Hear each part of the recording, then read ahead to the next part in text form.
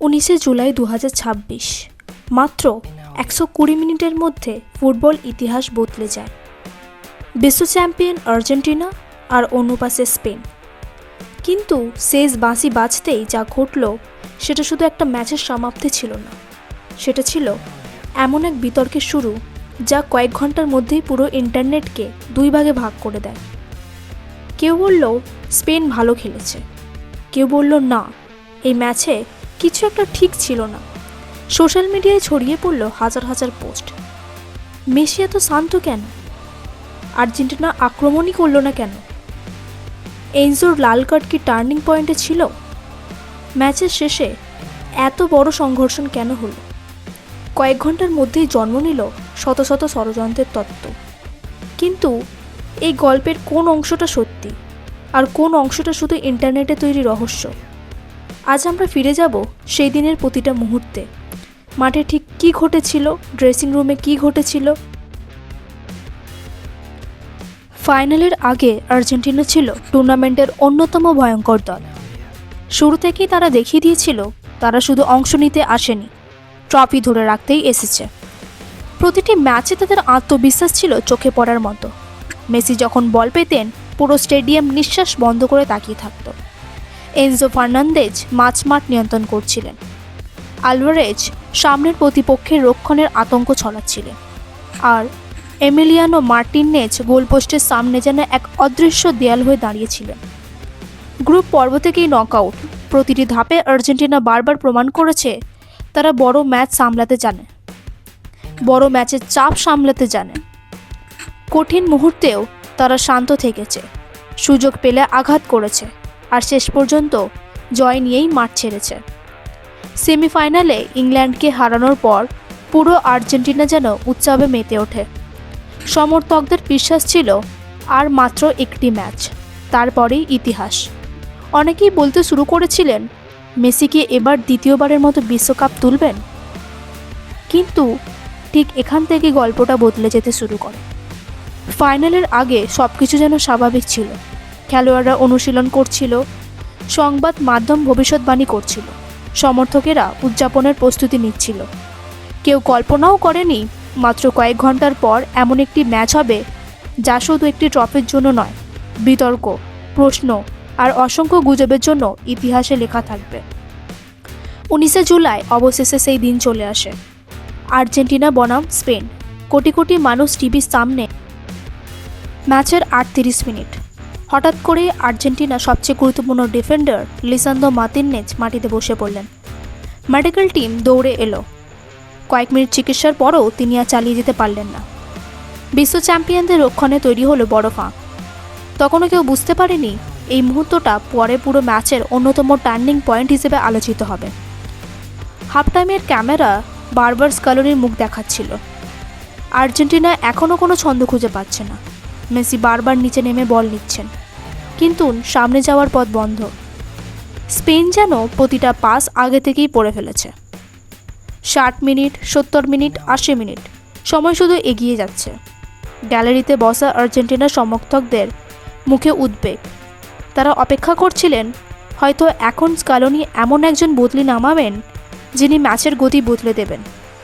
কিন্তু স্পেনের চাপ কমছিল না। 90 মিনিট শেষ, কিন্তু যারা শুধু স্কোর দেখছিল তারা হয়তো বুঝতেই পারেনি মাঠের ভেতরে কি ঘটেছে। স্পেনের খেলোয়াড়দের মুখে ছিল আত্মবিশ্বাস, অন্যদিকে আর্জেন্টিনার খেলোয়াড়রা ক্লান্ত, টানা প্রেসিং, দৌড় আর রক্ষণ সামলাতে সামলাতে তাদের শরীরের শক্তি ফুরিয়ে আসছিল। মেসি এখনও চেষ্টা করছেন, কখনো মাঠে নেমে বল নিচ্ছেন, কখনো ডান দিকে সরে জায়গা তৈরি করছেন, কিন্তু স্পেন যেন আগে থেকেই সব করে ফেলেছে। স্টেডিয়ামে বসে থাকা আর্জেন্টিনার সমর্থকেরা শুধু একটাই অপেক্ষা করছিল, হয়তো আবার কোনো ম্যাজিক হবে, মেসি হয়তো আবার ম্যাজিক দেখাবেন। কিন্তু ভাগ্য যেন অন্য গল্প লিখেছিল। তারপর এলো সেই মুহূর্ত। এনজো ফার্নান্দেজ একটি ট্যাকেল করেন। রেফারি সঙ্গে সঙ্গে দ্বিতীয় হলুদ কার্ড বের করেন। কয়েক সেকেন্ডের নীরবতা, তারপর লাল কার্ড। আর্জেন্টিনা মাত্র 10 জন প্লেয়ার। মেসি রেফারির দিকে তাকিয়ে কিছু বললেন। সতীর্থরা প্রতিবাদ করল, কিন্তু সিদ্ধান্ত বদলায়নি। স্পেন বুঝে গেল এটাই তাদের সুযোগ। 106তম মিনিট, ডান দিক দিয়ে আক্রমণ, বল আসে বক্সে, নিকো উইলিয়ামসের তৈরি করা সুযোগ ফেরান তোরেস শট নেন, গোল। স্পেন 1-0। স্টেডিয়ামের এক পাশে আনন্দ ফেটে পড়ল, আর অন্য পাশে নেমে এলো নিস্তবতা। মেসি বলটা তুলে দ্রুত মাঠে নিয়ে গেলেন। সময় খুব কম, কিন্তু ফাইনালের পর সবচেয়ে বিস্ফোরক যে গুজবটি ইন্টারনেটে ছড়িয়ে পড়েছিল সেটি ছিল আর্জেন্টিনাকে নাকি রাজনৈতিক চাপে হারাতে বাধ্য করা হয়েছিল।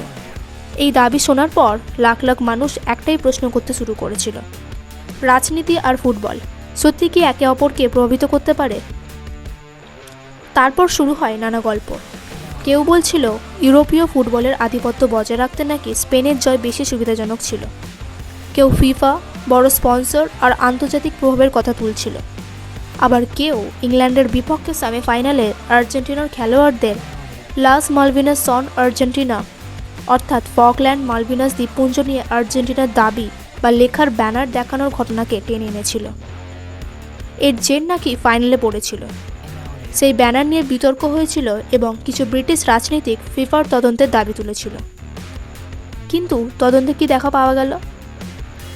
কোনো সরকারি নথি নয়, কোনো ফাঁস হওয়া ইমেল না, কোনো খেলোয়াড় বা কোচ ফিফার কর্মকর্তা স্বীকারোক্তি নয়, এমন কোনো নির্ভরযোগ্য প্রমাণ আজ পর্যন্ত সামনে আসেনি যা দেখায় রাজনৈতিক চাপের কারণে আর্জেন্টিনাকে হারানো হয়েছিল। বরং আর্জেন্টিনার ফুটবল অ্যাসোসিয়েশন এবং কোচ লিওনেল স্ক্যালোনির প্রকাশ্যে সমর্থকদের গুজবে বিশ্বাস না করতে বলেন। তাহলে এটা কি সত্যিই আন্তর্জাতিক ষড়যন্ত্র, নাকি হতাশ সমর্থকদের আবেগ থেকে জন্ম নেওয়া আরেকটি ভাইরাল গল্প? এই প্রশ্নের উত্তর আজও অনেকের কাছে অমীমাংসিত। কিন্তু আরেকটি গুজব খুব দ্রুত ভাইরাল হয়ে যায়। সেটি ছিল মেসির পরিবার নাকি ফাইনাল দেখতে স্টেডিয়ামে আসেনি। এই দাবির পেছনে একটা কারণ দেখানো হয়েছিল। অনেক সমর্থক লক্ষ্য করেছিলেন বড় ম্যাচ, বিশেষ করে কোপা আমেরিকা, বিশ্বকাপ বা গুরুত্বপূর্ণ ফাইনালে মেসির স্ত্রী এবং তার 3 সন্তান প্রায় গ্যালারিতে থাকেন। ক্যামেরাও বারবার তাদের দেখায়, কিন্তু 2026 বিশ্বকাপ ফাইনালে টিভি সম্প্রচারে তাদের দেখা যায়নি। এরপরেই সোশ্যাল মিডিয়ায় প্রশ্ন উঠতে শুরু করে, মেসির পরিবার কোথায়? কেউ বলল তারা নাকি ইচ্ছা করে আসেনি, কেউ বলল নিরাপত্তাজনিত কারণে আসতে পারেনি, আবার কেউ দাবি করল এর পেছনে আরও বড় কোনো রহস্য আছে। কিন্তু বাস্তবে এসব দাবির পক্ষে কোনো নির্ভরযোগ্য প্রমাণ পাওয়া যায়নি।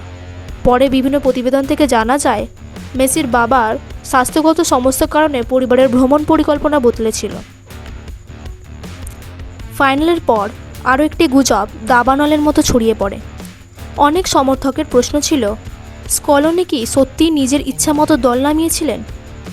ম্যাচের সময় অনেকেই অবাক হয়েছিলেন, পুরো টুর্নামেন্টে যে আর্জেন্টিনা আক্রমণাত্মক ফুটবল খেলেছিল, ফাইনালে সেই দলকে অনেকটাই ভিন্ন লাগছিল। কিছু বদলি খেলোয়াড়কে পরে নামানো হয়, আবার কিছু খেলোয়াড় বেঞ্চেই থেকে যান। সোশ্যাল মিডিয়ায় তখন নানা পোস্ট ভাইরাল হতে থাকে। কেউ লিখেছিল স্কলোনিকে নাকি বলা হয়েছিল কাকে খেলাতে হবে, আবার কেউ দাবি করেছিল তিনি নিজের পরিকল্পনা অনুযায়ী বদলি করতে পারেননি। এই দাবিগুলো এত দ্রুত ছড়িয়ে পড়েছিল যে অনেক মানুষ প্রমাণ না দেখেই সেগুলি বিশ্বাস করতে শুরু করেন। কিন্তু যখন বিষয়টি খতিয়ে দেখা হয় তখন কোনো নির্ভরযোগ্য প্রমাণ পাওয়া যায়নি। কোনো খেলোয়াড়, কোচিং স্টাফ, আর্জেন্টিনার ফুটবল অ্যাসোসিয়েশন বা ফিফা কখনো বলেনি যে স্কলোনিকে বাইরের কেউ দল নির্বাচন বা বদলে নিয়ে নির্দেশ দিয়েছিলেন। অর্থাৎ এটি ছিল একটি ভাইরাল গুজব, কিন্তু প্রমাণিত সত্য নয়। কোচের সিদ্ধান্ত নিয়ে বিতর্ক হতে পারে, কিন্তু তাকে জোর করে সিদ্ধান্ত নিতে বাধ্য করা হয়েছিল।